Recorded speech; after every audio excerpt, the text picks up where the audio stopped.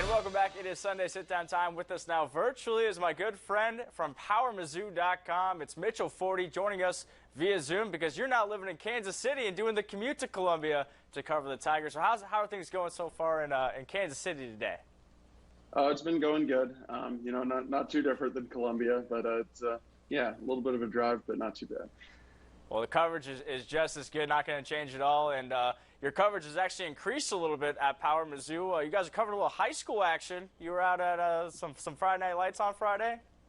Yeah. The week before Mizzou got started, felt like we might as well take advantage of the free weekend and do some coverage of some prime recruits. And I was in North Kansas City to see Dominique Orange, Edric Hill, and Logan Reichert all out of the Kansas City area. We had Joel Lorenzi, our intern, out here as well to watch Max Wisner, the tight end commit out of Lee's Summit. And then Gabe DeArmond was in St. Louis to watch East St. Louis and CBC. Obviously, a ton of potential Division I prospects on the field in that one, including Luther Burden. So it won't be an every week thing, but there will still be some chances, I think, to check in with some Mizzou commits and targets here in the coming Friday nights. Well, we're now just 6 days away from the home opener for the Tigers up against Central Michigan on Saturday at 3 o'clock. Mizzou's a 13.5-point favorite. Just overall, what do you think of the matchup? It's finally here. We can finally kind of break down the X's and O's here. Yeah, I know. It's exciting. It always is. It feels like you're getting there on the 1st of August, and then it kind of seems to drag on, and you're like, oh, man, we're finally in game week. I think honestly, I'm not going to pretend I know a ton about Central Michigan at this point. I haven't done too deep of a dive. I know, obviously, Jim McElwain, their coach, has had some success in the SEC, coached at Florida for a few seasons, won the East a couple of years while he was there. I know Central Michigan did lose their starting running back to injury during camp. They're certainly not devoid of talent. They've got a quarterback who I believe is a returning starter. It's not a game Missouri can totally just, roll the helmets out and expect to win. But obviously, as the spread shows, it would be surprising if Mizzou didn't end up starting the season 1-0.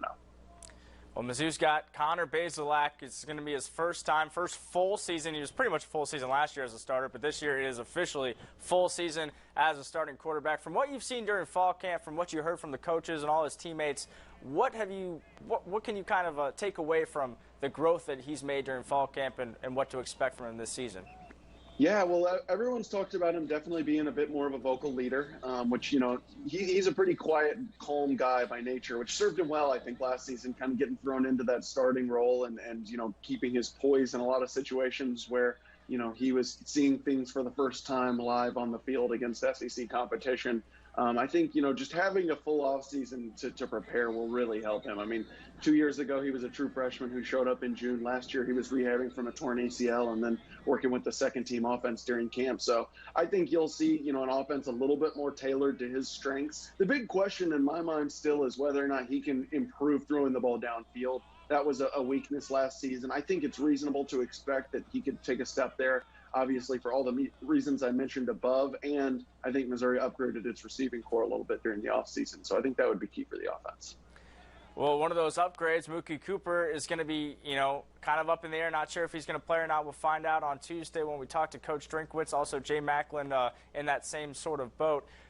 Are those injuries, how concerning are those for the Tigers? Do you think they have enough depth at the wide receiver position that they're going to be just fine without him? Yeah, first of all, I don't think we'll actually find out on Tuesday whether or not those guys are going to play, considering last week Eli Drinkwood said, I'm going to tell Central Michigan, he's not too keen on giving that information away. I think Missouri should be okay. You would love to have those guys out there, especially Mookie Cooper, just because he hasn't played a football game in 2 years. He didn't play his senior season of high school and then obviously didn't get on the field for Ohio State last season. So it would be nice to kind of ease him in. But, you should expect a team, if this team's going to achieve what people want it to this season, like a 7-8 win type season, you would expect them to be able to beat Central Michigan even without a guy who's, in the starting mix at wide receiver. And they have plenty of bodies there. Well, the defense is under a new direction this year with Steve Wilkes taking over as defensive coordinator. What do you think that he's going to bring to Mizzou, and what can fans expect to see from this defense this season? Yeah, I'm very excited to see the defense intrigued. I think, some of the things he's talked about that we know they'll bring is a 4-2-5 base defense, so a four-man front. Last year they were in a little bit more of a three-man front. Nickel package kind of as the base with three corners on the field most of the time, which has become pretty common in college football now in the era of the spread. And he's talked about having a lot more zone coverage in the secondary, which is, the antithesis of what Ryan Walters did. I think Ryan Walters played more press man than just about anyone in the country. Steve Wilks feels like that'll help the defensive backs get their eyes on the ball, maybe get some more turnovers.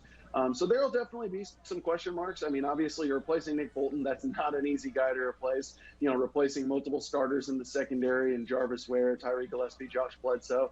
So, I'll be interested to see how those guys gel and how the scheme all kind of comes together. But I think there's also, reason for optimism with Wilks and all of the NFL experience that he brings to the table. Well, Coach Drinkwood's got to 5-5 in the All-SEC schedule in his first season as head coach. What, for you, would define a success for Coach Drink in year 2?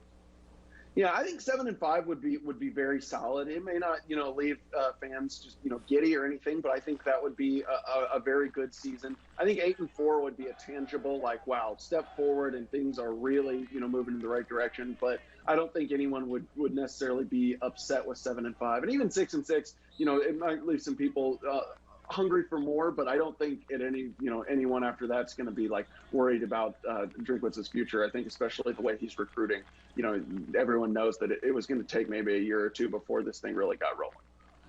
Well, things are always rolling at PowerMizzou.com. You and Gabe do a great job, so get those subscriptions, sign up, and follow along with Gabe and Mitch and all of the PowerMizzou crew this season. Mitch, thanks so much for joining us, and I'll see you on Tuesday. Absolutely. Thanks, Andrew. All right, we'll be right back after this.